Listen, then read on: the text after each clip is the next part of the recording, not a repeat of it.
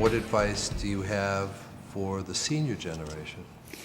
The senior generation, that's a good, do not teach with fear and intimidation. Do not teach that way. Don't do it. That happens in this industry so much, it's ridiculous, especially this industry. Yeah, because, you know, and they're all, you know, that old thing where, you know, I'm going to treat that kid like everybody else. I mean, that's bullshit. It's total bullshit. You've got to embrace these kids. You got to teach these kids. You got to give them enough rope, you know, to make the mistakes, and you can't crucify them when they do. It's all part of, it's got to be a loving situation.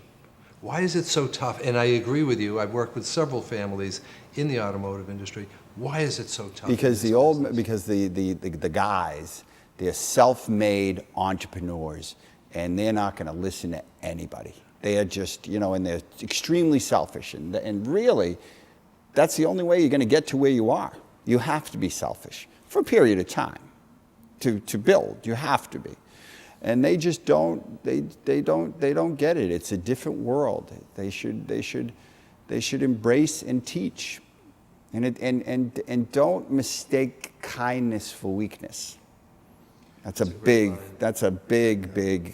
thing.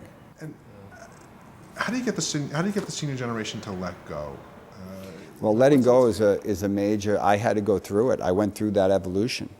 When I handed this retail organization to these guys, I was #1 in New England for 30 years, 2nd in the country for Toyota, and #1 in the world for Honda. And they blew all those leads in the first year.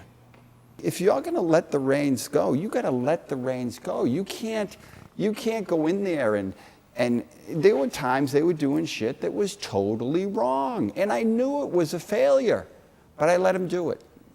I had to let them do it because I can't be the excuse that they fail. Letting go was difficult, but now I don't have a problem with it. I don't have a problem at all with it. I'm so comfortable, it's ridiculous. And how are they doing? Are they recapturing They're doing okay. the market? They're doing okay. They've got the lead back from New England. They're #1 in New England now. The Honda store isn't #1 in the country, but they're working towards it. They're #1 in New England. This place is doing great. It's doing great, but it's not just are they doing good or are they doing bad. It's the concept of how you run things, because everybody does it different. And you could get 5 successful places and have 5 completely different ways of running it.